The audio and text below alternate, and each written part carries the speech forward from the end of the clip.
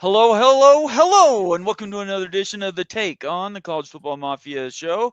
I'm your host, Nathan Bomber Brown. With me are guys that I really come to rely on when it comes to the ACC. That would be Rock and Rant, contributor extraordinaire around this Mafia landscape, and Vince, who always comes in off the top rope, helping us keep things online, representing Miami and Florida State. How you guys doing tonight? Go ahead. Doing great, Go ahead, man. Rock. How about you, Vince? I'm doing great. I'm so excited. Before we came on live here, this is week 0. Like last year at this time, I was on my way to Dublin, I know. and everything about that trip was fantastic except for the last 5 seconds of the game. So I'm anxious for those teams that are over there right now. They're going to have the best time. But here we are, college football season starting. Rock? Yeah, man. A year ago, I didn't really know what Farmageddon was. And now I've been talking about it for 3 months, So I'm looking forward to seeing K-State. Look, it's K-State and Iowa State. I don't think it has the shock potential that we had, Vince, last year, because I just don't think anybody's expecting what we saw Georgia Tech to do versus a number 17 and a number 21 matchup that could be a precursor to the Big 12. It could be a rematch later on. It could help be a cause of somebody making it or not. It's very rare that you have a game like that kicking it off, but I'm even excited for Stanford and Hawaii, late night and seeing what the hell's going on with that kind of program. Mm-hmm. Also a member of the ACC, kicking off 8 hours away from the time zones of or whatever it is, 6, 7, I don't even know. I'll watch all the games. Watch all the games. This weekend, I think you just buckle up, right? You tune in on Saturday morning, and you just stay on it. You don't get off the horse, and certainly I think it's this weekend's more of like a warm up with a couple of really hard reps, because next week is literally bonkers, right? It might be the best quote unquote week 1 on paper that we've seen in memory. Yeah, I completely agree with you. The ACC this year is going to be interesting. I look at the ACC kind of like the Big 12. There's several teams that could do well in the ACC this year. Certainly, there's your top-weighted teams that everybody's going to lean into. But as we do this ACC preview tonight, I'm just setting it up. So you guys should follow both Rock and Rant and Vince's show. Tell everybody a little about your show, Vince. Oh, yeah. So Garnet and Old, we have a weekly show on Thursday nights at 7 p.m. It's obviously geared toward the Seminoles, but we dive into other teams as well, other sports besides football.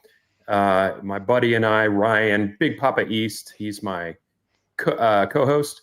And we're actually gearing up to do some pregame shows this fall as well, and some postgame shows. This is the time where we really get busy. But Thursday nights at 7, you can always find us there for sure. Excellent. And Rock, obviously you have your own contributions due around here, but then talk about College Football Express. Yeah, for sure. I appreciate it. I mean, I do have to give a shout out to Vince and his team there at Garnet and Old, because I watch them. Florida State or not Florida State, like good content is good content regardless of team, and it's not even just because I'm trying to get some inside tips and play them for several weeks. But obviously I'm here with Moen on Sunday nights, trying not to get Bomber sued on a regular basis, and we're trying to get sued over on College Football Express with me and Miami Flow, where we specifically started that show as a national show on his Miami channel last year, but we sprung it out into its own channel about 4 months ago so we could do a lot more national content and sort of keep the ocean and the lake separate, so to speak, of the waters not mingling, and just break out into a lot more content. So I'm always appreciative of everything the Mafia family has done for me. It's like I say, it's your fault that I'm here. So if you don't like me, you do have to blame Bomber, a little bit Greg on PATC, but mainly Bomber. It's mainly his fault. And Jen Knoll's fault, actually, true. If you're an FSU fan and you can't stand me, blame Jen Knoll. Because if she didn't call into their shows all the time and trigger me, I wouldn't be on YouTube. I appreciate that. Thank you. That makes me all warm and fuzzy, Rock. Obviously, the ACC is going to be something this year. Before we dive into your individual teams' storyline, is there anything in ACC realignment or that has to do with the big part of college football that we should be talking about this season as we watch ACC football? Yeah, the big reveal is Miami and Florida State are both going to the Big Ten. They're going to announce it tomorrow. Let's go. Let's go. No, Shout out to all the August 15th types, even though it's August 20th tomorrow. Yeah, so that's funny that we've been talking about this for a real long time, and eventually this stuff is going to happen. But the wheels of progress turn very slowly, and but I do think with things happening, with the SEC trying to figure out if they're ever going to go to 9 games, the Big Ten floating these ridiculous 32-team playoffs and other things. I mean, there are discussions and things going on. I can't imagine you're going to hear anything concrete until after the season, Right. Because even the August 15th date, Rock is different now. That doesn't even exist anymore. So right, it's a June period now, right? Yeah, it's a June period now. So. Well, obviously, going into the season, we can sort of let realignment and all that sort of business of college football go. And let's actually talk about some football games. That's what everybody's looking forward to these next 2 weekends. Vince, first, tell us a little bit about Florida State and why you're high on this team. I don't know that I'm high on them yet. I mean, it's tough to be lower than we were. That's true. Last season was a real kick, and we saw it play out week after week. And after about the 3rd or 4th week, both Ryan and I were pretty much like, yeah, this is not going to end well at all. But I was saying before we came on the air, when those kind of things happen, you expect action to be taken. You expect action to be taken as far as a coaching staff is concerned. You expect action to be taken in terms of funding and roster. And Coach Norvell did all that. What we don't know is if it's going to work or not. So, he went out and got one of the, I think we would all agree, one of the better offensive minds, even though, he may be known more in the past for his offensive mind to run that side of the ball. And he went and got a new defensive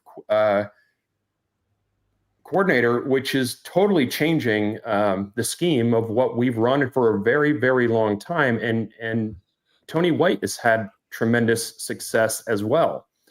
But again, you're looking at a total revamp of the staff, a total revamp of schemes. And because of, the devastation of last season, the recruiting took a tumble and they had to dip into the portal again. And so you've got brand new people, brand new players together, and a lot of them have experience and experience you can look at and go, okay, that can work. But what happens when you put everybody together? Yeah. That's the thing that we just don't know yet. Going back to your question, why I'm high on that is because I'm an optimist, Nathan. I'm an optimist, and I believe that there's going to be a significant turnaround this year. To go from 13-1 to 2-10 is significant.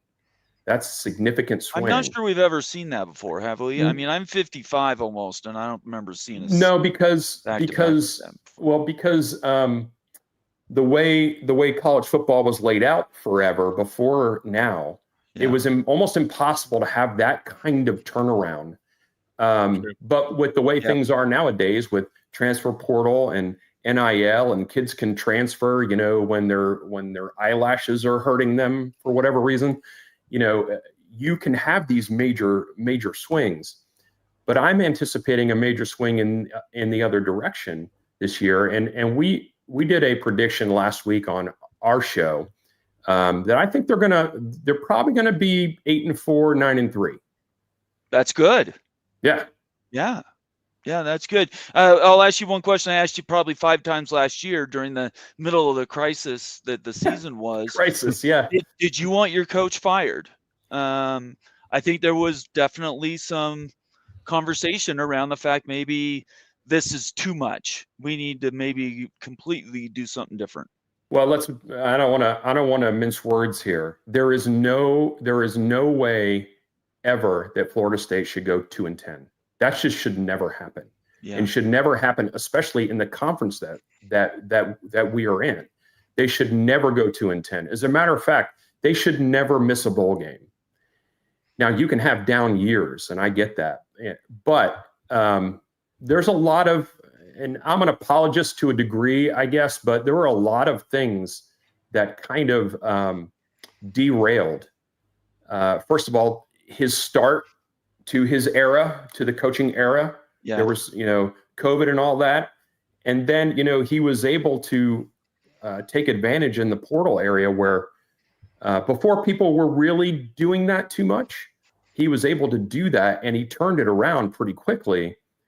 The question is whether he can turn it around again. I think if you get another season, like if you get a 4-8 season or a 5-7 season or lower, then you might start having discussions about that. But anything other than that, I think, the administration, I know the administration's behind him like 100%. And they are, the monies that they have, they're putting toward the program. Right. So, like I said, I would be disappointed in 6-6, 7-5. I'm gearing more toward the 8-4, 9-3 realm. But no, at no time last year did I say he's got to go. Okay. I think that's really fair, and I appreciate the breakdown. We had some fun with it last fall, not that it was a fun time, but we did have conversations about what that would look like for a proud program like Florida State. Before we get to Miami, really quick, let's do a reset. I appreciate everybody being here tonight. He is Vince the Knoll, and that is Rock and Rant. These are guys that become real good friends of ours, certainly to our channel. I appreciate them coming on. We are doing the ACC preview tonight.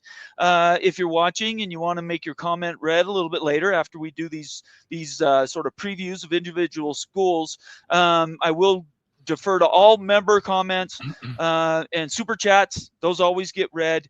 And then at the end of the day, consider becoming a member of the College Football Mafia family. We do a lot of good work around here, not just these preview shows. If this is the first time you're watching us and you're on X, consider jumping over to Twitter and just hit the subscribe button at College Football Mafia. And we do good work around here. And so does Vince, and so does Rock. And I appreciate them spending some time with me tonight. Okay, Rock, Miami. Now, I'm a fan of both your schools. You know that. A big respect for where Miami's been and where they're going to go. What you guys have to make the playoff this year, right? I think that Miami has to make the playoff this year. If not, I think it's a problem. But I'll say this. Last year at this time, I was cautiously optimistic. Vince tends to be the optimist. I tend to be, I've been 20 years of 7-5. Prove that shit to me, man. And kind of perspective. I know that we've only had 4 losing seasons in the last 27, despite what others have had recently. And I only know that because of getting trolled. Because I know it's 4 out of 7 the other way for somebody. Okay. But Mario has to do it on the field this year. No more excuses. And I don't think he's been making excuses. I'm just using the proverbial excuses. But I will say as well that I am more optimistic heading into this season than I have been since like the early 2000s. The people last year at this time, I was being told that there's a quarterback up north that people wanted over Cam Ward. And if we were looking a little bit further north, Carson Beck was number 1 on the draft boards for quarterbacks in the coming draft. Now, that didn't go the way he wanted. And for Georgia, they still had a great season, but didn't quite meet their aspirations. He gets hurt.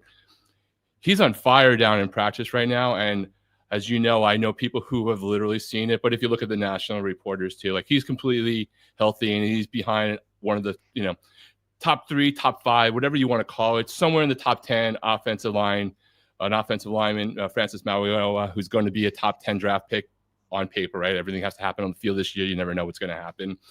I'm extremely optimistic. The problem with Miami last year was our defense. We could have gotten Vince Knoll, Bomber, Wild Ute, Moen, Daniel Gygax, and Sergeant Pickles and lined up in the secondary for Miami and had a better shot of covering a slow-ass wide receiver on an out route than our secondary did last year.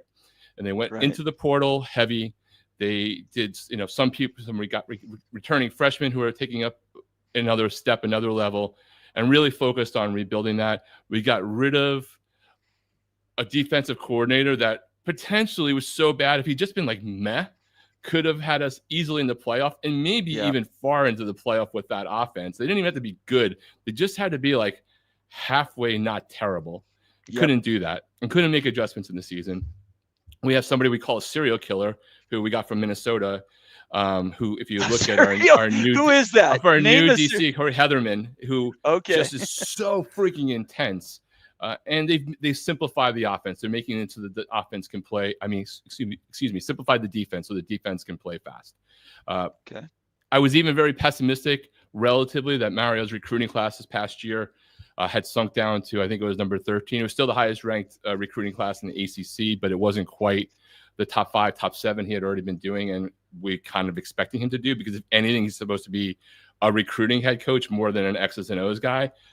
But I think we're all pleasantly surprised about how that class is doing on the field right now, and there'll be a lot of them in the 2 deep and 3 deep that are actually getting burned. So I'm not in full-on Kool-Aid mode. I don't think Miami's winning the ACC. I think Clemson is my pick. I think that they're very likely to go deep in the playoff, but I think Mario has to get them there. I think they will, have a really good season. They will lose one game that will make me want to throw something through a window.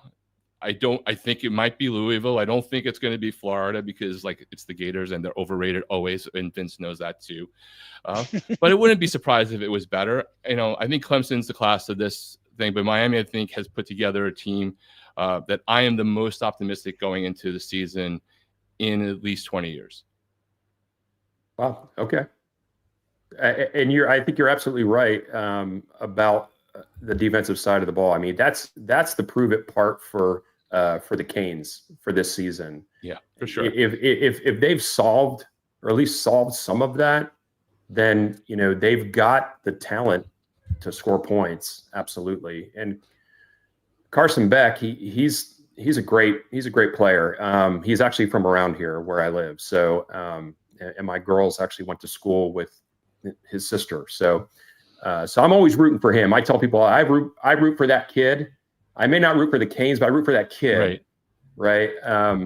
So I'm looking forward to seeing some good things out of him. But if the defense, like you said, if they can get to a more, let's say average, if they can get to average, then I think you've got a good chance to make the playoff. Yeah. The interesting thing, Vince, and I'll pull it back to you because you'll have better recall. For me, when Miami lines up against Notre Dame, which I think is going to be ridiculous for all the hell that Miami gets, when the games are sold out there, that place is pretty electric, and that game will be bonkers. But I think we'll know a lot about what Miami's fortunes are going to be for this season when Notre Dame, who's coming in with the best running back in college football, Jeremiah Love, at least that's what it should be. If Miami is able to keep him relatively in check, I don't think you're going to completely hold him down. But if the interior line of Miami can actually keep him somewhat contained, I think he's still going to get 100 yards. I think that guy's going to get 100+ yards on everybody this year. But if they can keep him in control, then that's going to have a lot to do with how well Miami does this season on the interior of the line. Like last year when I watched that Georgia Tech Florida State game, I was pretty surprised when Georgia Tech just was able to run the ball on Florida State in the beginning time. If that happens, Jeremiah Love's clearly a different level than anybody Georgia Tech had running the ball. But if he's obliterating, that line's obliterating the Miami interior line, I'm going to be a little bit more nervous about what the future holds for the Miami defense. But if they keep him in check to 100 something yards, they're making some plays. He has a big runs. The guy's going to be a first-round draft pick. He's going to make those kind of plays. Then I'll be optimistic that the defense can really do it.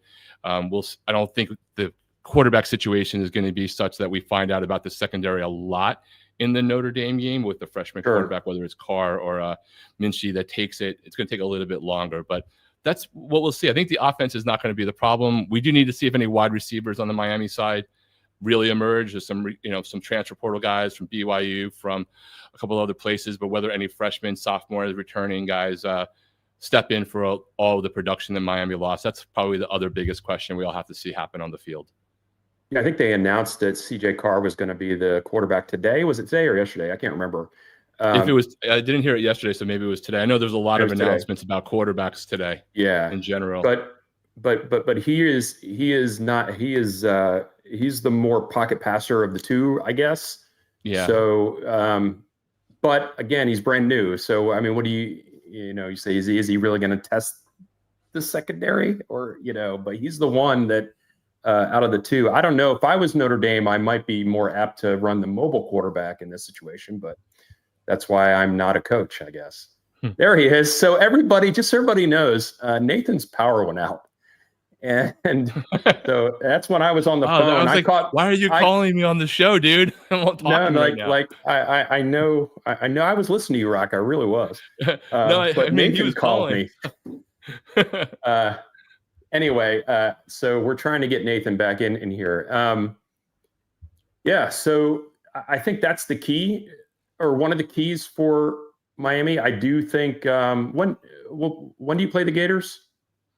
We play the Gators. Let's see. I guess week 4. Yeah, it's like week 4, right? Yeah. Yeah. We have the wonderful ACC takes care of their premier teams schedule, where we get the Gators, we get a bye, we get you guys, we get a bye, and then we have 7 straight.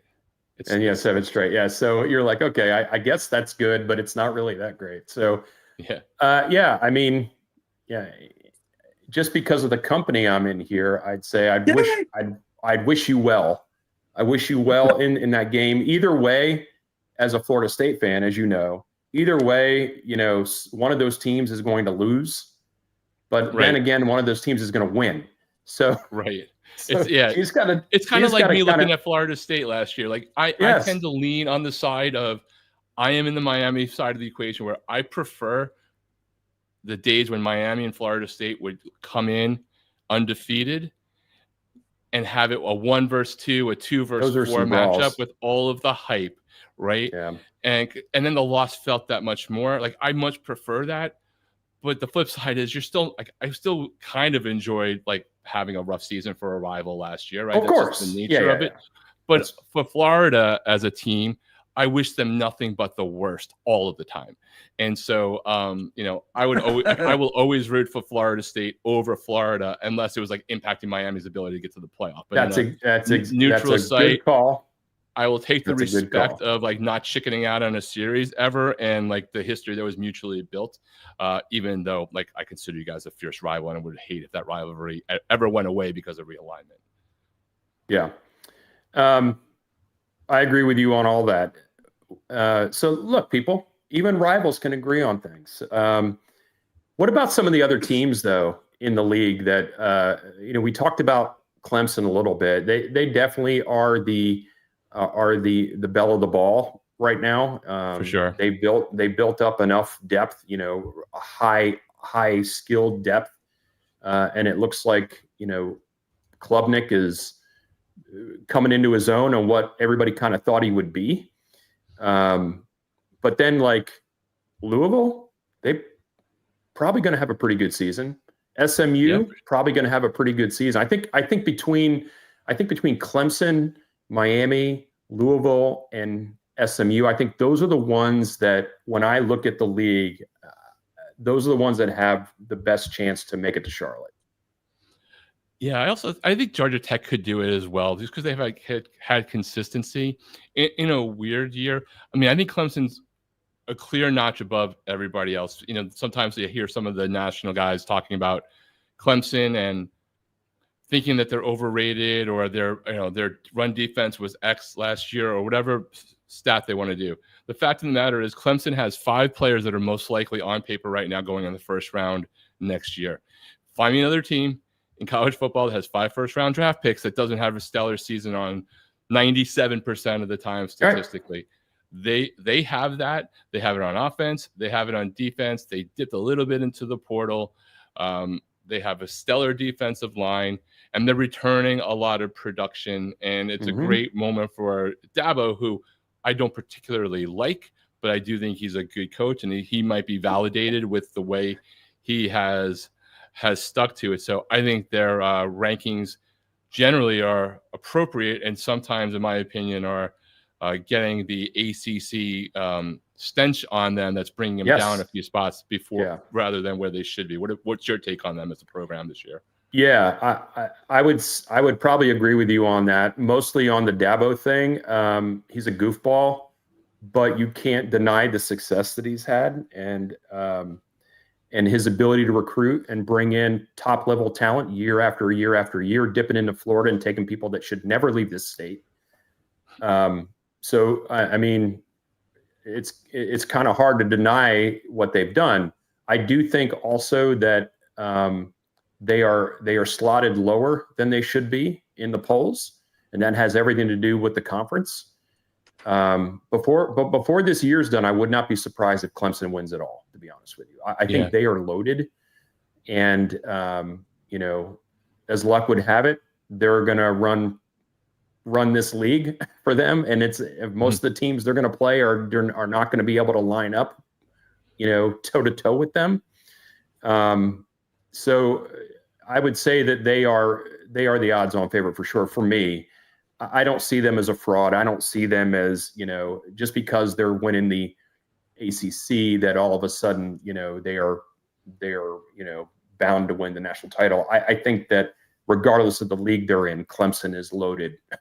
So, so we'll find out a lot in like 10 days, and they're opening with LSU, the Battle of Death Valleys heading into Clemson. Yes.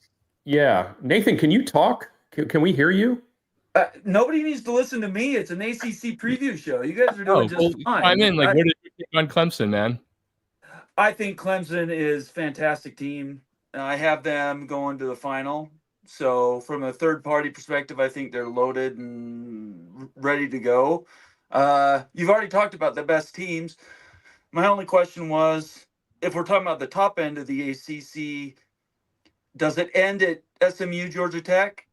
I put Louisville above both those. I've got everybody else. Florida State is a question, but I'm always going to give them grace. So who else in the conference are people going to be able to lean on?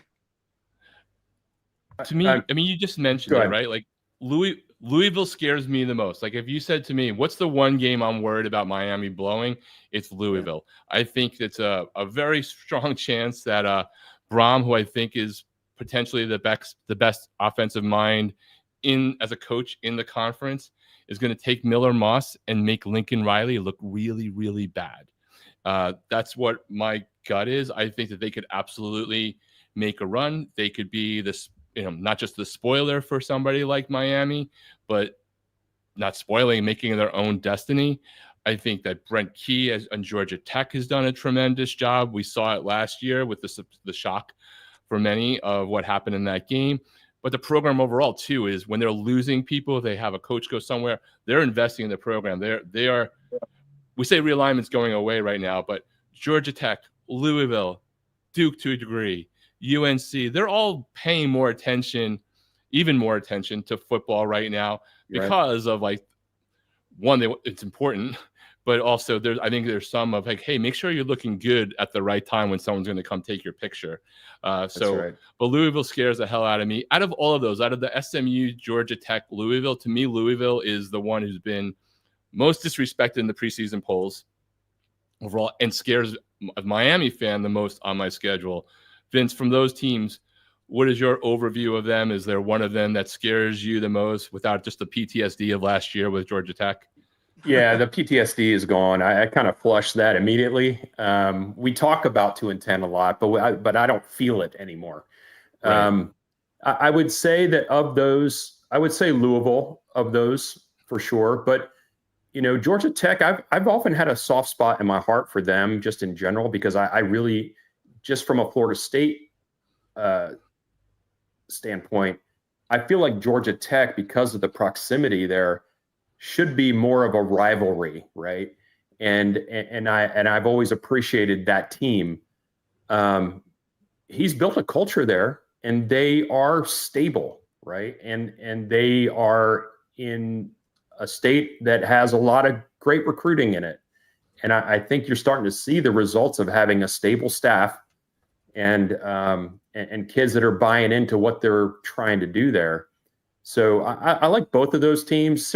Syracuse, I'm not going to be a believer in that until I see some kind of consistency from that standpoint. But I know, a wild card for me is what are the Tar Heels going to look like, with Belichick as coach? Like, what is that even going to be like? Because you can, we've seen it time and time again where, a guy that was great in the pros tries to do something in college and it just doesn't translate for whatever reason. Are they going to be the example of when it does work? I don't know. I'm very intrigued to see what they're going to do. But I kind of lump Georgia Tech, Duke, even Florida State, Syracuse, kind of in this middle tier. Okay. If things bounce right, could they reach the possibility of knocking one of the top tier guys off? Sure, if things break right for them, because I think they have enough. Bullets in the gun, I guess. They have enough things that they can do, but I think those are the only ones from the middle tier that I think would intrigue me, that I really want to see more from. Okay. Rock, I can't drive, obviously. If you do you want me to I don't remember if we got to do any shout outs, if you want me to take a pause here before we go into more teams and do some comments from everybody.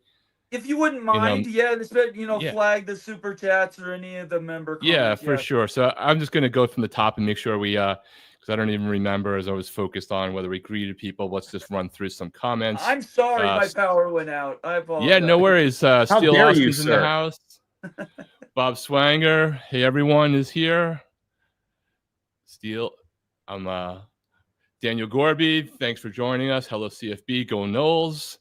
See, I like a lot of Knowles fans. There's only like one or two Knowles fans I engage with that like come after me. So like I defend Florida State way more than people give me credit for if you actually watch the shows that I do, except for when it's deserved. We've got a guy that comes on our show all the time. He's a friend of mine. He's a Miami fan, and I will razz him because he's my buddy. But right. we don't typically go crazy in the in the trolling game. Yeah, I will respond with I have an on-off switch when it comes to responding, but I usually try not to start it. Ryan's in the house. Ed Wayner's here. Can we at least? This is great. Can we start number 17 and play Stanford as number 17?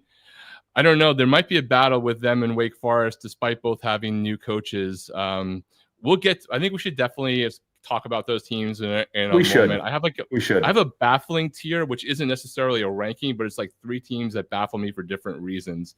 We can go into that as well. I should actually put my glasses on. That would actually help me read this stuff. But Kate and the Diesel Free, College Football Mafia, let's effing go. I can sort of read it. Ed Wayner back again, asking me, how do you feel Georgia taking over the mantle of the police blotter university? I love when people say that stuff. You know what? The year of Catholics versus convicts, if you've heard me say this before, when everyone was doing that to Miami, Notre Dame had way more arrests than Miami did. There's so many degrees of level of political statements and cultural things I could talk about on that one, but I will refrain from doing that. But yes, perception is everything. Yes. Perception is everything. So that's why I say inject the hate into my veins like rocket fuel. What's with Miami's crazy schedule? I don't know. Maybe we should have sued the ACC and then Jim Phillips would have done something for us with 2 weeks in a bye period. I mean, geez. Anthony Eason, go Cards. I'm assuming that's a Louisville Cards fan we just talked about. I love to see that. Sean, hi guys. Let's see. MBM, always a great contributor to the Mafia family. When they go back to the Mountain West Conference, yes, I skipped past whatever that was about. So good to see you though. Either way, MBM. I'm sure it was about Utah. I'm sure it was. Probably. Anthony Manzano says to everybody, what are your thoughts on the hypocrisy of the ESPN rankings pushing down a whole bunch of ACC teams that were 10 wins or better? Yeah. So Anthony, I'm not sure if you caught the beginning. We did. Well, actually, we talked about that. No, we talked about it before we came on. Yeah, that's right. So my take, but we should definitely go around. as I said to Bomber Vince offline, when the first rankings for the FPI came out, I basically said, listen, like, I understand why people have a problem with the narrative, right? I personally believed with a D at the end, that the SEC and the ESPN guys went so far off the edge that while they still have the power of the narrative within their own things, a lot of other national reporters and all the other conferences really just got sick of it, and that it would diminish the power of that, not wipe it away heading into the season. When the FPI came out, my comment was, listen, this is a reflection of these statistics. If you look at the recruiting rankings, it makes sense. Last year, Miami was the highest ranked recruiting, ranked team at 13 for the ACC. The highest one for the Big 12 was TCU at either 24 or 26, depending upon which, right, or 25, 27, between whichever on 3, 24/7, whichever one you did. So I could understand it. When the coaches poll came out, it's like, listen, I'm not an SEC defender, though I'd like their commissioner to be my commissioner. But whether it's the head coach, the assistant coach, their wife, their babysitter, or the sports information director, they all voted in 9 or 10. They actually voted in 9 SEC schools too. So that was on them. But I got no answer for how the newest FPI, 60 days, 55 days later, suddenly changed everything. I haven't read the article that explains it. I saw the guy who does that on one of the podcasts today, but I think they recorded it without the controversy. So I don't know. I got no answer for it. I think it's ridiculous. What do you think, Vince? Well, I was going to say, I mean, the reason why teams drop is because people get to see what they have and what they're able to do, and the types of playmakers they have. And so obviously these people were all at all the camps and got to see all these teams practice and scrimmage and all these other things, because other than that, how could you drop? I don't remember. Clemson dropped how many spots? And Miami dropped a bunch of spots too, and no one's played a game. Yeah, no one has played a game. Doesn't make any sense to me. But I would say, as a member of the ACC, and by the way, I should have worn my ACC hat tonight. I didn't think about it. Of course, I would have had to buy one. I would have had to buy one first. 2 years ago. You're going to own it for about 5 minutes, Vince. I wouldn't do that. I would have had to buy one first. Yeah. But it just has to do with that, and it has to do with let's just call it what it is. They the powers that be are going to push the teams toward the top. They're going to build up the best matchups when it comes time to put them on TV at the time that they're on. Yep, I completely agree. I don't know where my lights just went. I guess my battery just gave out. All I was going to say about, I think all polls should go away. Yeah. I don't even want any preseason polls. I don't want a poll till the first week of October. Yeah. So you're kind of talking to the wrong guy when it comes to whether it dropped from June 1st to August 15th. I think we got to get rid of all polls, let people play some football games, and then we'll sort out how good they are in October. Nathan, I totally agree with you. And I got to tell you also, though, I don't mind polls. I love polls. We're going to have lists. We're going to have top 10 lists. We're going to have all this stuff, because what else are we going to do in like March and April? Exactly. Like what are we going to do? But the problem that I have with it is they use these polls to determine the champions. Exactly right. They use it to determine the playoffs. Yes. And that part of it is ridiculous. So we need to come to an agreement or we need to come to a point where, what happens on the field is determines who goes to the playoffs, not these nonsense polls. So yeah, it's a circle that feeds itself, right? SEC is good. Yeah. SEC plays SEC teams. SEC is good. It's the same thing every year. And this is Anthony had bumped us back up. He didn't think we caught it. So just a shout out, Anthony, for being a member for 1 month. My only pushback on those two parts would be the following.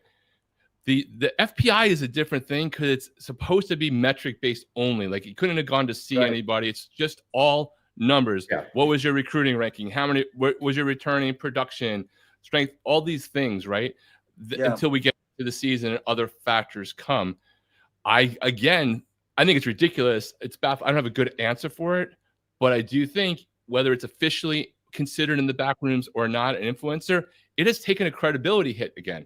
Because if this happened a year ago or maybe let's say if this happened pre-Florida State in the conference, the CFP and them getting screwed, which I have said from the beginning. I'm not saying it because Vince has been here.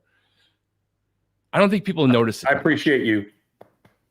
I don't think people I don't think people notice it this much. This time, everybody noticed what happened with the FPI changing from 2 months ago, right? Yeah. Yep. So the cult of whatever you think the conspiracy is still going to do their thing.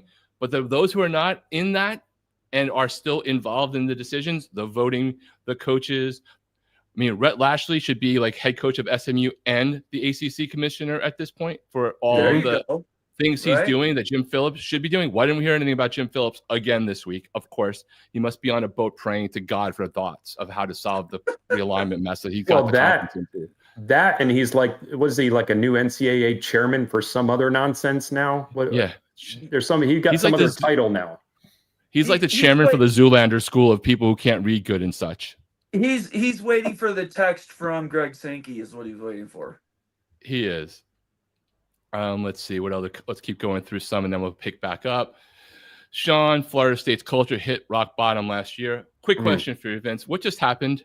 And with you guys dismissed a player and an altercation with the coach. Does that concern you at all in the culture issue, or is it something not a big deal? I don't want to be too lengthy on this, but let me just put it this way. Scuffles happen in practice, at football practice. They've been happening since football began, right? So the fact that someone had a player had a scuffle with a coach, to me is not that huge of a deal. The fact that he got dismissed from it tells me that there was a precedent before that. I don't think, unless something egregious happened during this, fisticuffs or whatever happened. I get the feeling, and I don't have any I don't have any inside on this, but to me, it's like that must have been like the last chance kind of thing, right? So I think there was more of a buildup for this particular player, and that particular incident is something that basically they said we're not gonna deal with this because I do think football practice. You're seeing players getting scuffles all the time. Coaches are on them all the time. So you're invariably going to have some tension there. That's fair. Can I ask you guys both? So let's talk about the downside of the ACC. Who is worse, Stanford, Wake Forest, or Cal?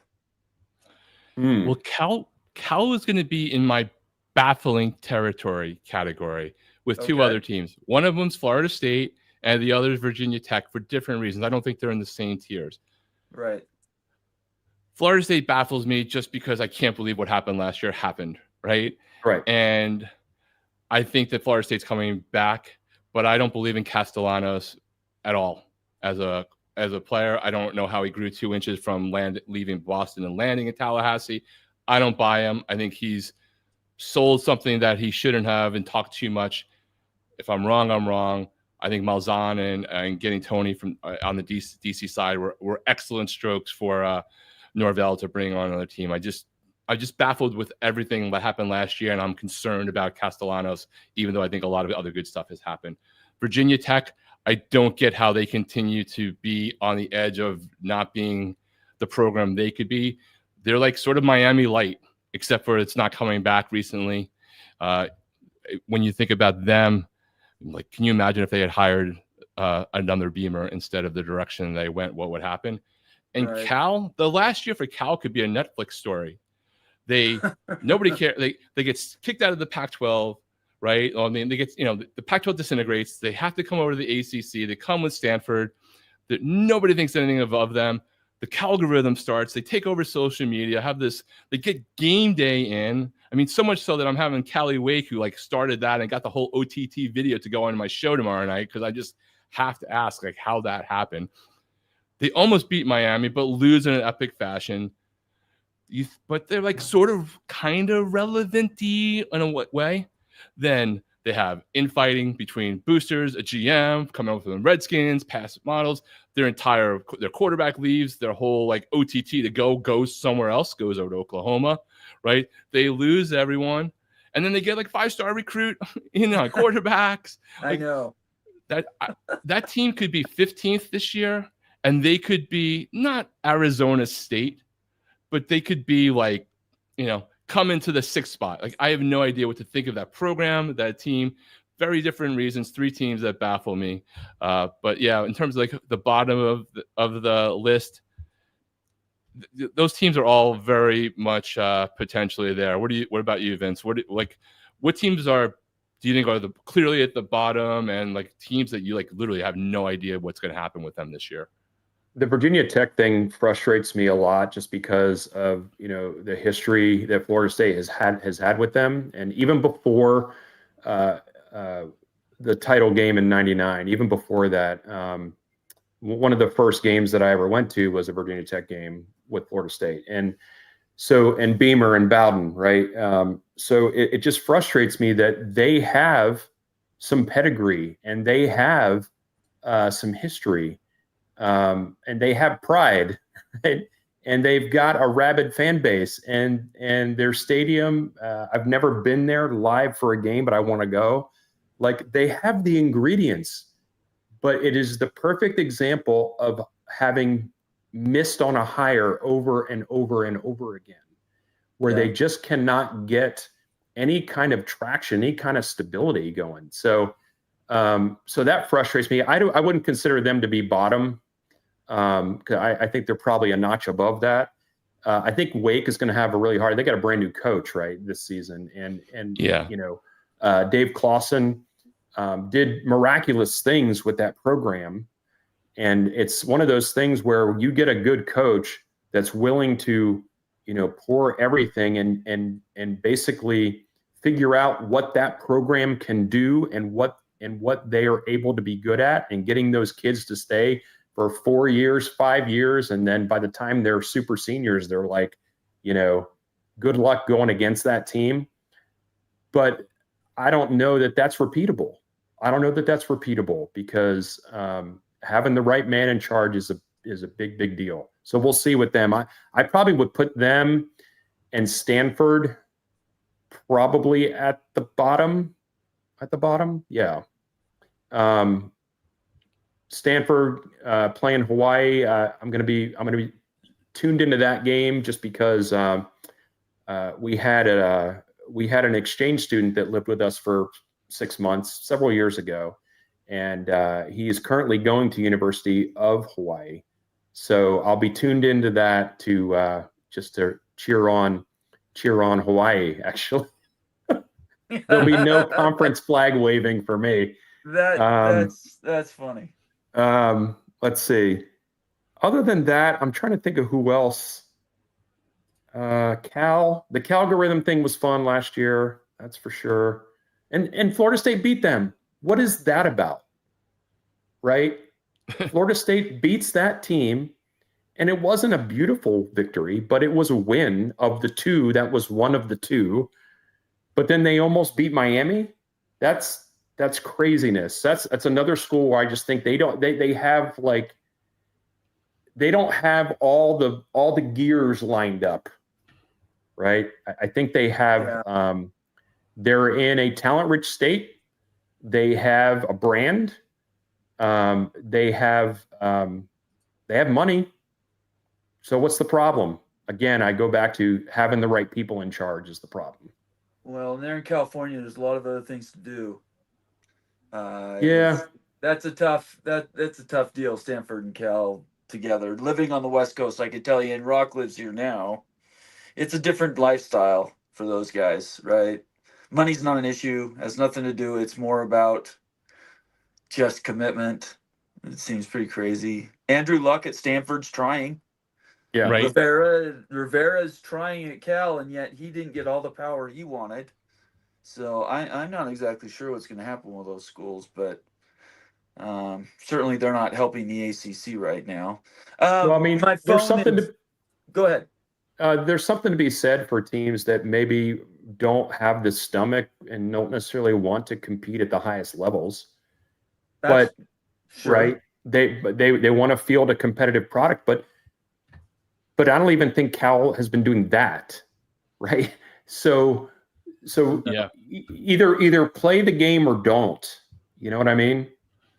Well, pretty soon they'll be playing with Montana State if they don't get on it. Football will leave them behind. So, okay. So my phone is dying. I'm down to 19%. Rock, you have the slides up, right?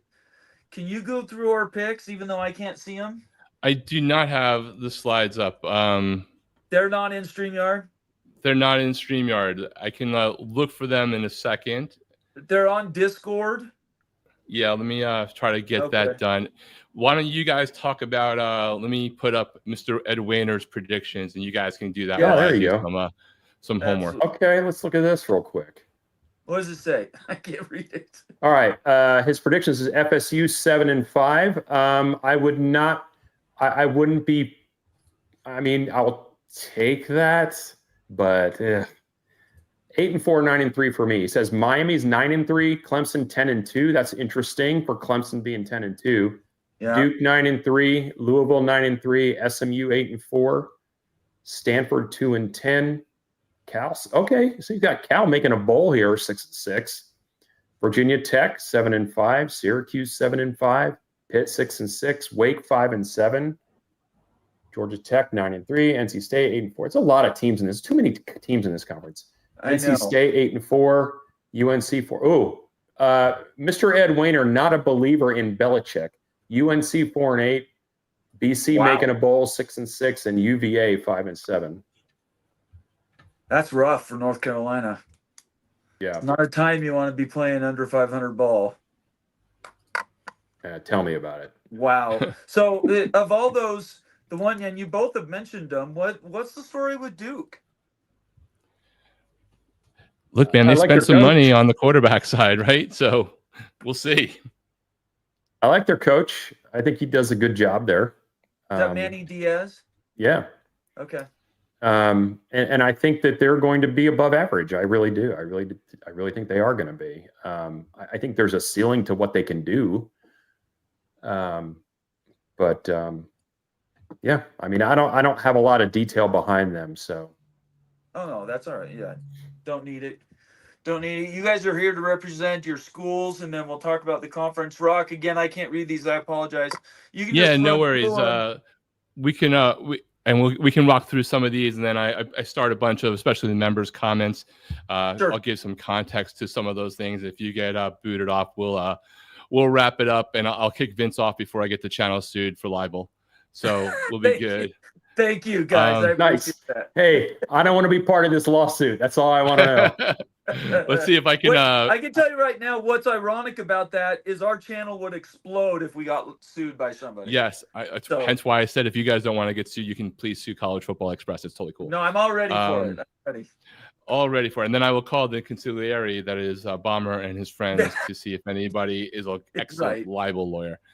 All right. We've got a few on task.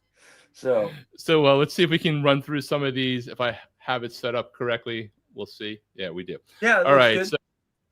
So Daniel, other Gygax, and I, Rock and Rand, we agree on Clemson and Miami and Louisville and Georgia Tech at the top. He's got Duke followed by Florida State. I don't know what the win totals are. I can tell you that for me, I have Florida State thinking that they're going to be a 7-5, 8-4 team in my my rankings there in terms of stuff. And to jump ahead to a retort to the comment asking me about Miami and Virginia Tech and Virginia Tech Light, what I specifically just mean is they're not meeting the expectations that all of us have for them lately in the last few years. I'm not talking about conference titles. I'm just talking about, like, I always thought the floor for Virginia Tech for wins, for TV ratings, was higher. It's a respect comment. I'm not dissing them about conferences, though. I will tell you, I only count national titles. Anyway. Of course you do. That said, of course, whatever works. And Exactly. I couldn't tell you who won the Big 12 championship in 1996 or 2013 or the SEC. Doesn't matter. But I know the national titles. But that was what I was talking about for Virginia Tech, was not about them not doing better in the ACC. It was, in the last several years, I always expect better from them. I think they can do better. I think that program should do better. I think they should be one of the top 3 or 4 brands in the ACC every single year. Like, the history of that program that you're talking about is what I was referring to. And Virginia Tech Light, which is comparing them to Miami in that regard, not to the resume within the ACC. Okay. All right, Moen and Becky. So Clemson, Miami is across the board right now for the Mafia family. It changes a little bit with Becky and Moen, where Becky's got SMU, Syracuse. I couldn't disagree with Syracuse more.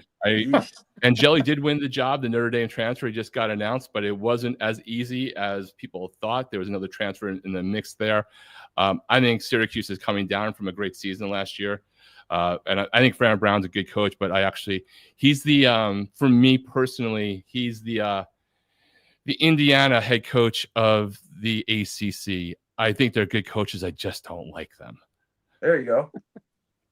I like that. Honest. That's an honest take. I appreciate that. You know, I can't Google Fran Brown as easy as Mr. Indiana, but like, and part of that is he actually just took a legacy from a Hall of Famer, Miami female Hall of Fame athlete in the recruiting class in the wide receiver. So props to him. But yes, that's my take there. He can recruit. For FSU, Becky has Florida State coming in 6th here, 7th. Moen's a lot higher on FSU. VC Noel there at coming in at 4th. So that's the top there. Stanford seems to be I need to talk to him across the bottom. I need to talk to him and figure out what he knows that I don't know. But I would love that. Believe it or not, if we're not going to win it, coming in 4th after going 2-10 is a big turnaround. I agree. Yeah.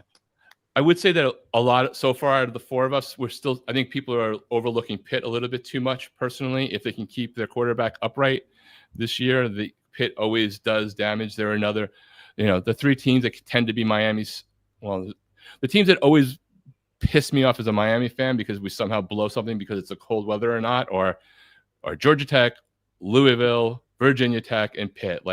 Those 4 teams, one of them is usually the one that's wrecking the season over the last 20 years of meh that Miami has done.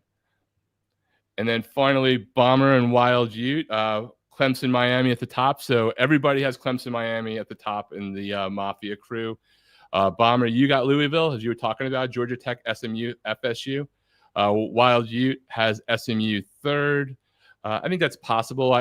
I'm a little bit further down on them, but Louisville, FSU 5th. So, nobody has FSU in the bottom half, and it looks like we're ranking everyone at Florida State from 4th to 7th on average, maybe 8, which tends to mean that everybody thinks they're going to be at least 500, if not a little bit better than that.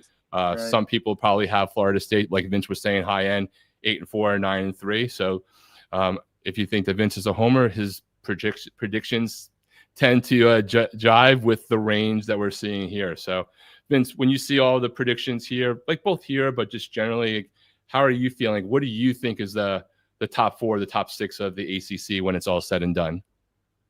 Yeah, like I said, Clemson is definitely at the top of the heap. I would put it's probably a toss-up for me between Louisville, Miami, and SMU within the next 3 there. So it's tough to know who comes in second there. I would put Florida State and Georgia Tech just below that. But as far as lineup, if you want me to actually line it up, let's see, Clemson, Louisville, Miami, SMU, Georgia Tech, Florida State. And then after that, I don't think much after that. I'm just worried about getting back to good graces with the football gods. Right. Yeah.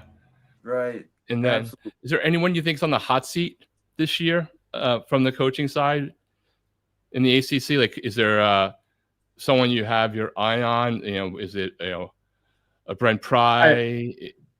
Maybe Dave Dorn if he keeps going 7-5 and 8-4.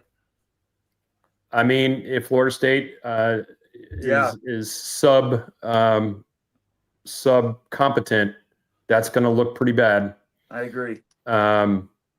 And I know that Mario would not be on the quote unquote hot seat from the administrative standpoint. But if they don't make the playoff, the fan base is going to be absolutely brutal to him. I think that you're 100% right. And looking ahead to Miami's home schedule next year, team-wise, just the luck of the draw in the ACC mix and out of it's terrible. They better be winning to get people just to come in, because you got Notre Dame just coming down. I mean, Florida State comes down, so that's the marquee game, but that's far and away the best game on the home schedule next year for Miami. So I think you're right. The fans he will go to a definitely a warm seat, with some people over boiling in rage on it, and others not even like remotely warm, and the administration not remotely warm. But I think you're right about a large portion of the fan base. And that's unfortunately, they don't make the decision, but it's what we have to deal with, when we're creators. Like, we're listening to this constant barrage of negativity all the time. Right. And I'm so glad that the season started, so we can really bury last year finally. But Dabo obviously not on the hot seat. We talked about Mario already. Jeff Brom not on the hot seat. Brett Key not on the hot seat. Rhett Lashley not on the hot seat. Mike Norvell, we'll see what happens this year. Manny Diaz not on the hot seat. Bill Belichick's his first year, right? Virginia Tech was the guy's name, Pre. Yep. Right. So maybe him, like you said, is it Narduzzi at Pitt? Yep. Yeah, I think that's right. So, yeah, and Fran Brown, like, he's only been there a couple years, and so when I start thinking of maybe Dave Doring. Yeah, when I think about this, I think about teams that are like, they have this vision of where they should be. And a lot of the ACC teams don't have that kind of vision. Right. So they're more than willing to let a lesser than linger for longer than they should. So if you're on the hot seat in the ACC, man, you're really doing some bad things. Bob, you got anything on this on the hot seat side of the equation? And then I'll take this down, and we can rip through some of the comments I started. Any last ones in before we wipe out and before you fade away and I'm drunk driving the car while you're gone? Yeah, I'm about 90 seconds away from this thing just dying on me. For one thing, I want to thank you guys for joining the show. This has been awesome. ACC preview, a lot of expectations for this conference. I think the top end, Clemson and Miami, they got a lot of work to do. Last year, SMU and Clemson did not do anybody any favors.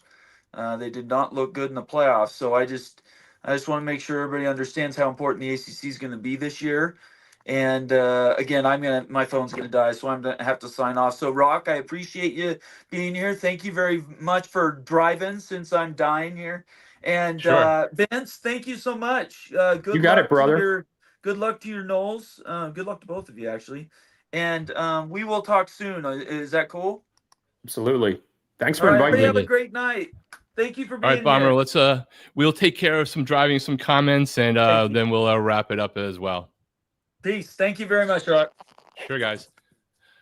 All right, give us some grace. Bomber's the master of ceremonies usually here. I will try to sit in for him, but let's go through some of the comments I start. If we don't get to everything, remember, Super Chats get to the top of the line. I'm trying to go through as many member comments as possible, but I was supposed to just be a casual on this show.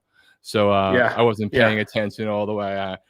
That's why I love being on the Mafia channels. I don't have to do any of the work that I have to do on College Football Express. But Sean asks, how's Miami with the recruiting rankings and not having a secondary, especially residing in the state of Florida? Well, I mean, it's all relative. There was still the 13th best class this last year, which was the best in the ACC. But yeah, Miami's been weak on recruiting the secondary last few years, recruiting the interior line after a couple ones a couple of years ago.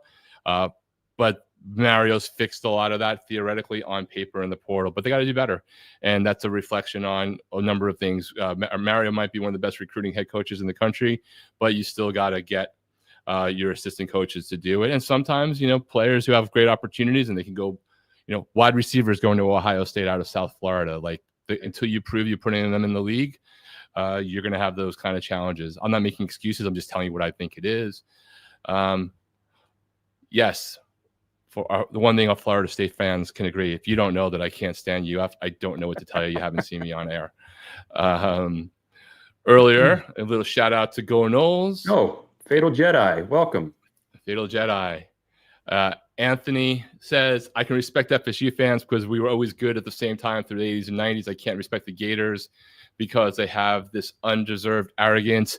Look, the only thing UF ever did really great was Gatorade, but jorts is a blot on society, and they were really came to fruition in Gainesville. Can I add to that? Yeah, you can. My nephew goes to FSU too, so I can't like completely hate on it because I have a relative at FSU. So first of all, the first sports drink was actually invented at Florida State. It was called Seminole Firewater. This is not a lie. This is not a lie. And of course, we didn't have the right backing to market that, obviously. But the second thing I would say about that, with the arrogance part, is I heard this thing a long time ago. I don't know if the person I heard it from made it up or I read it somewhere, but the arrogance of Notre Dame with the history of Wake Forest. That's the Gators. Yeah, it was a lot better before, Tebow added a couple of national titles there and brought them up to 3. It was more fun to dunk on them. And I think DJ Lagway is going to be and is potentially a really great quarterback. I just think he's prematurely overrated to where he's likely to be this season with that team. But I have no doubt that he has all the talent in the world. And if it's not this season, next year, he's going to be at the top of every list. But he's already at the top of some lists. I just personally think that's premature. But I think from a skill set and the potential there, it's pretty off the charts. So I'm not just hating on it to hate. For sure. Sean says Clemson is solid on defense this year, man. That defensive line, 2 picks in the top 10 potentially right now off of that line. Tepa says, Anthony Manzano, me being a Noel fan, I can't stand UF. Miami, we have our hate for each other, but we respect each other. I think a lot of people are like that. Though I do know there are fans on both sides of the Miami and Florida State vein that would be totally fine with that rivalry going away should they wind up in different conferences. I think that is one of the most weak-ass things I've ever heard in my life. And I don't even get why. I don't care if FSU goes to the SEC and they go to 9. I don't care if Miami goes to the Big Ten or the G23 where we deserve because we suck so bad.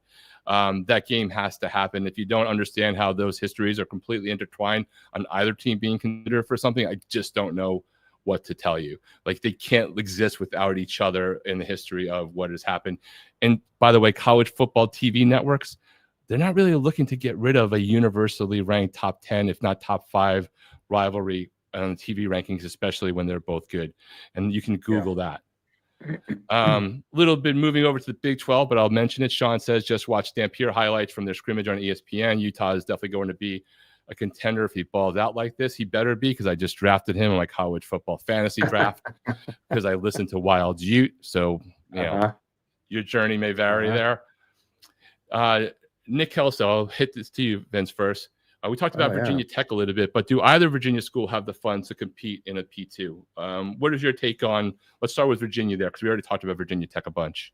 Virginia is, obviously a fantastic institution in general, academically. And they've got money. It's not like they don't have money. The question is if they have the stomach for it, if they have the stomach to do what needs to be done to get in the arms race, whatever that's going to be in terms of NIL or, funding, $20.5 million or whatever it is that they can give directly to the athletes, facilities, you name it. They have to care to that level. If they do, then I think there is enough talent in that part of the country where they could field, both of those teams could field a lot of homegrown talent that would want to stay there and play for those schools. Yeah, I think for Virginia, it's a want. Do you want to do this or not? Right? When they wanted to do basketball, they did great. But if they're, I know some people are high on them this year. They did some good things in the portal. I'm not. One of my co-hosts on my show on Wednesday nights on College Football Express is higher on them. But Tony, the head coach there, is on the hot seat as well. Chris G, I think you might be a Virginia Tech guy, asks, how about the cold in November in Blacksburg when Virginia Tech beats the Canes again? If the ACC office gives it back to Miami. Look, not this year. A lot of years. I just don't think this year. I'm more, as a Miami fan, I'm more worried about Pittsburgh the week after that. I think that your coach might be on his way out by that time that game happens. It's always a landmine. I both love and hate when Miami's playing in Blacksburg. I love everything about it. Shout out to the Metallica concert there this summer. Mhm. I just don't really think this is that specific year. The trip-up games for Miami that they shouldn't lose but could are Louisville and Pitt, in my opinion. But would I be shocked, Chris G? Of course not. Mario's got to prove it to me as well. Clint Moses says ACC is better than the Big 12. I don't know, Vince. Like, let me let you answer that one first. What is your take? I have an answer that's probably like a splitting the babies kind of one on that one. What about you? I think the Big 12 has a lot more intrigue, and because there's so much more parity in that league, so it may be a little more fun to watch week in and week out with the different teams. Their commissioner is definitely leaps and bounds ahead of the ACC commissioner. But as far as, teams that can actually win the title, I don't think any of them exist in the Big 12 at this current time. Oh, sorry, I didn't mean to cut you off, Vince. Go ahead. No, go ahead. Yeah, my general take is the Big 12. If you look at the range of the over/under totals, there's a less of a range from the top to the bottom in the Big 12 because there's more parity in there. I think just looking at our rankings, but also in general, like if you just look across the board, on paper, people play games for a reason. We wait all year for these next 14, 15 weeks into the playoffs for others as well. You got to play those games. But in the ACC this year, there's a clear number one tier. There's a sort of step down for Miami. Then there's like 4 or 5 teams, depending upon how you deal with it, are in a tier 3. And then there's like scattered down. Whereas in the Big 12, you have like 4 teams potentially, 5, 6, depending upon who you ask on tier 1. I can make an argument and a for and against any one of those teams, but Baylor, Texas Tech, Utah, Arizona State, I'm missing a few teams as I just try to do the laundry list in my head. Iowa State, right? Farmageddon this weekend could all be, if any of those showed up in the Big 12 championship game, I would not be shocked.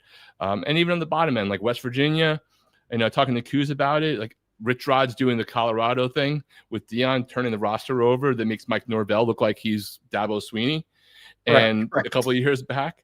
But who knows? Maybe they gel and do something. But so I think it's a mixed bag on that regard. Sean says Syracuse is going to jump up and bite some teams out of the blue. I think that was last year's Syracuse. I'm not sure if I think it's this year's Syracuse. What do you think, Vince? No, they're not going to sneak up on anybody of import this year. That's for sure. And when you have a coach that kind of runs the mouth the way he does, you're not going to lie in wait. So you better be buckled up and have your P's and Q's ready.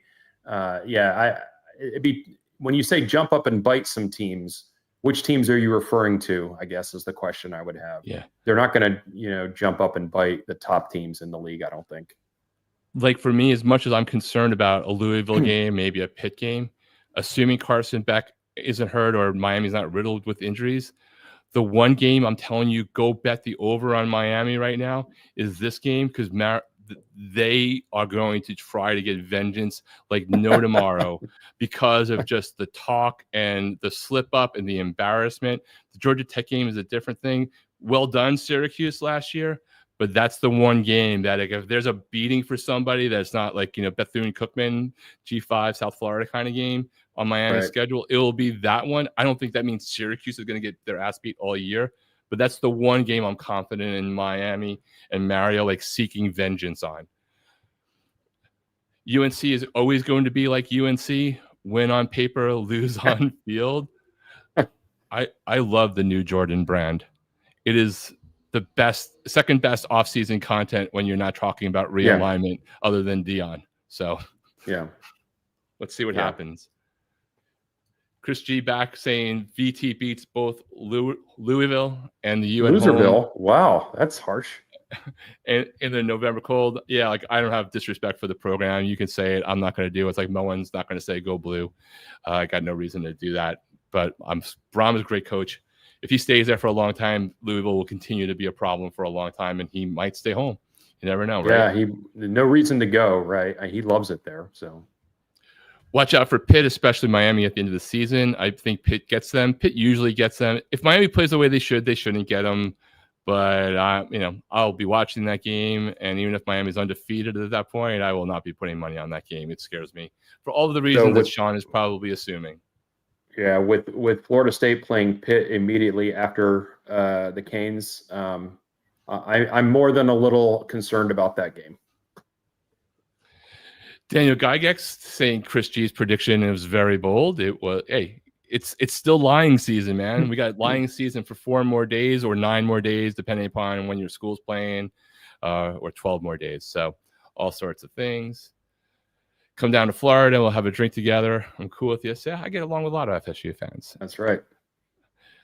Let's see. Shooter Texas says, can't wait till Clemson, Miami, Virginia Tech, and NC State join the Big 12.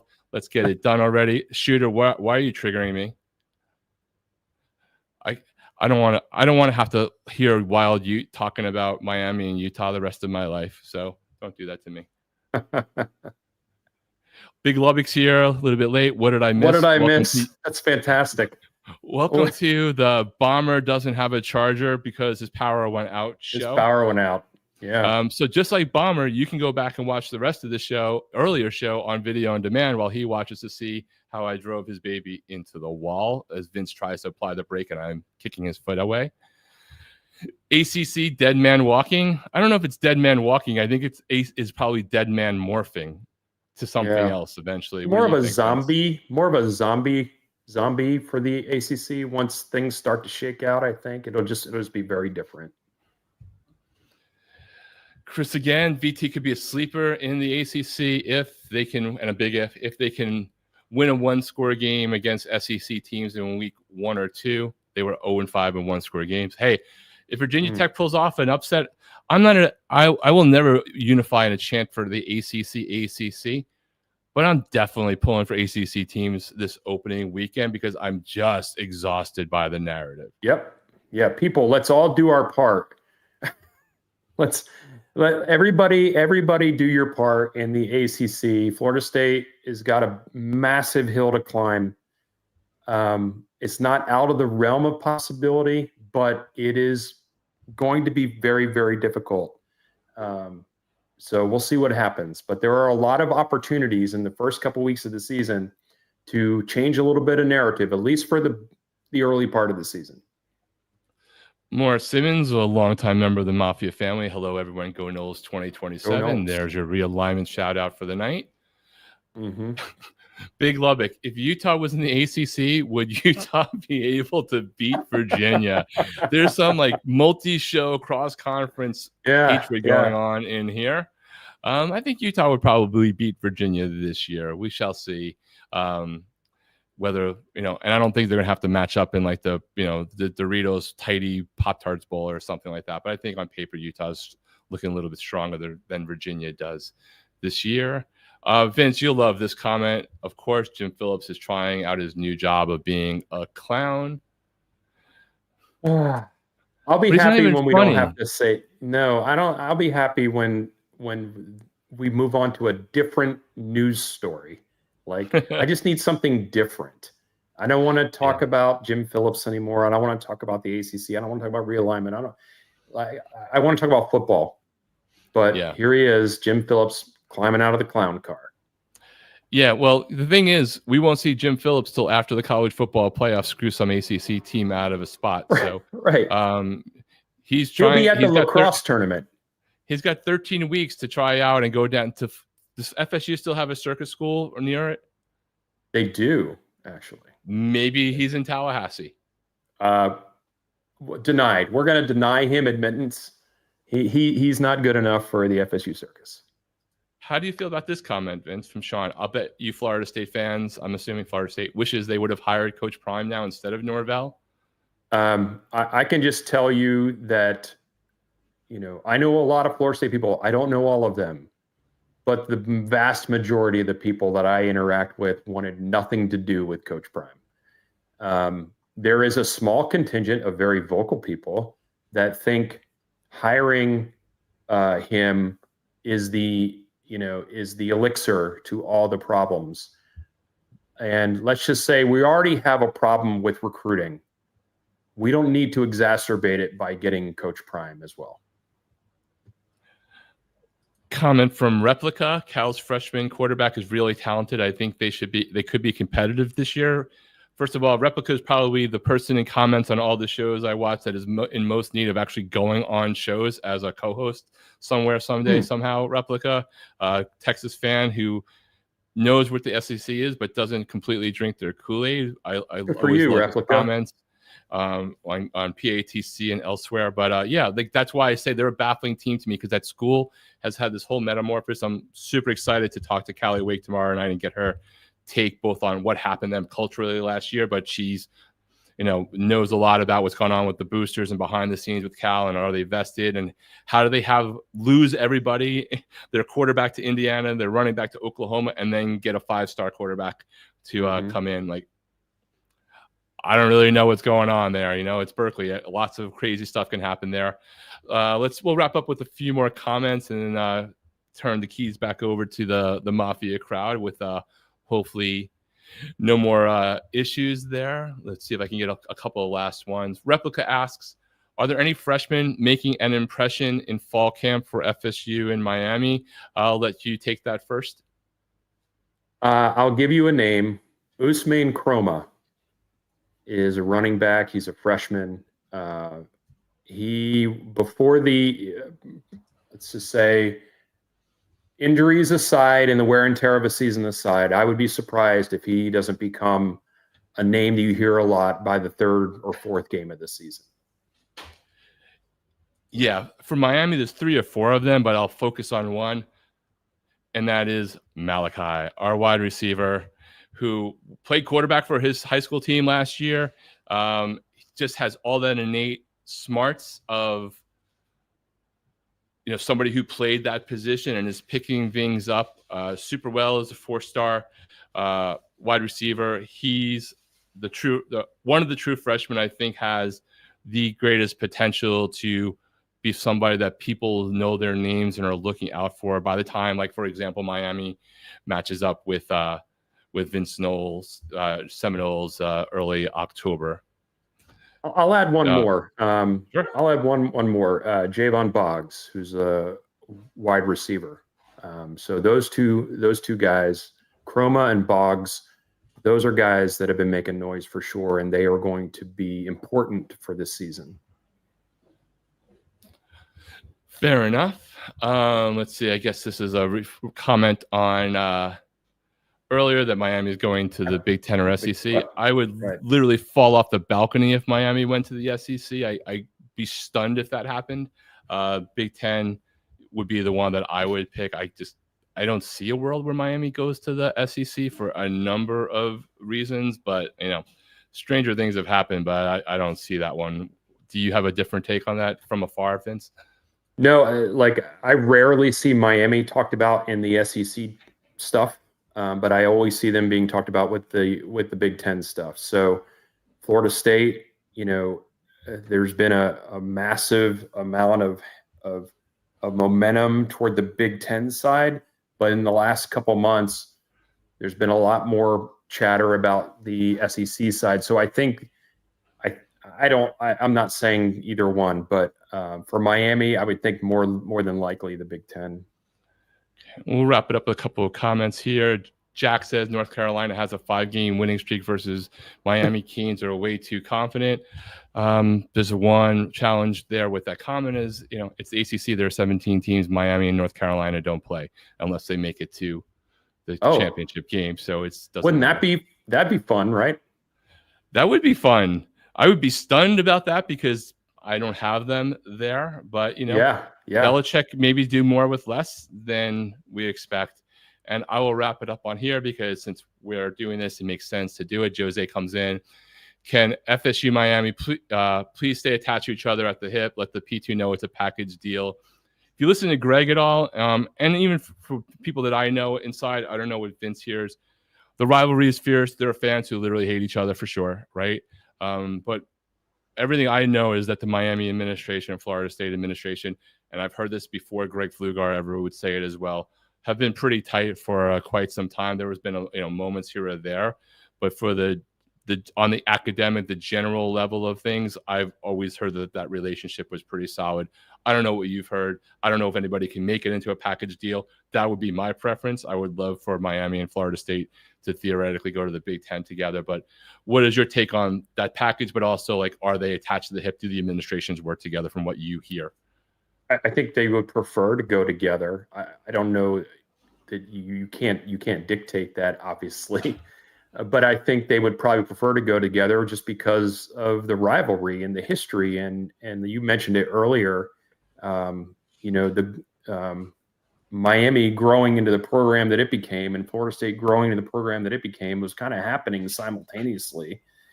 And so there's a lot of history there, and it would be a shame for that not to continue wherever we end up.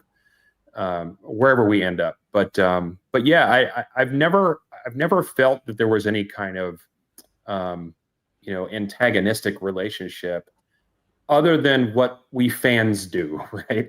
I never felt that from a school perspective, for sure. Well, with that, even though I can't actually shut this show off because I don't have that level of control, and I don't think you do either with the guest login. No, so we'll all see. They might, go streaming for a record stream for hours and hours or so. But Vince, final thoughts, and let everybody know where they can find you. Sure. First of all, I want to thank Nathan again for inviting me to join the show tonight. It's been a lot of fun. I've been on a few times over the years, but it's always a good time, and I get to see a lot of people in the comments that I see on our show and some other shows as well. But if you're looking for some more, if you don't get enough of college football, like if you need more college football, and you are okay with listening to me go off on tangents and my co-host Ryan go off about the Noles, the ACC, college football in general, and some random topics every now and then too, like UFOs. That's a fun show to go watch. Go back and watch. Thursday nights at 7, Garnet and Old. Our tagline is no inside info, no contacts, no problem. And we love college football like everybody else. So if you're looking for something to do Thursday night, 7 p.m., come join the show. And you can catch me, of course, here on the Mafia Network with Moen on Sunday nights at 5 o'clock. This week, we'll actually have games to talk about, a few games from Saturday, including Farmageddon, a few other games. And you can catch me and my partner Flo and our cohort, The General, on College Football Express. The tagline's right below my name. I would add banners for both of us, but I don't have the control to do that, so you can find our stuff. But you should be able to know where to find us. We are doing an ACC preview show tomorrow night, actually, with one of the writers for Clemson, Kelly Wake. Georgia Tech will be on as well. Rec Talk's joining us, and then we'll go through the rest of the conference. I'm sure we will see some of our Florida State fans with us on our channel doing national coverage. That channel, again, is national coverage. It's not a Miami channel specifically. So we do a lot of different content for a lot of teams. We'll have an interesting experiment. Thanks for everybody who's watching. If you're watching over on X and Twitter, please consider joining and subscribing to the Mafia guys here over on the YouTube channel. We'll see what happens when we shut this off without an actual driver. But for everyone, for Nate, for Bomber, for the Mafia, for VC Noel and myself, thanks for joining us tonight. Bye, everybody.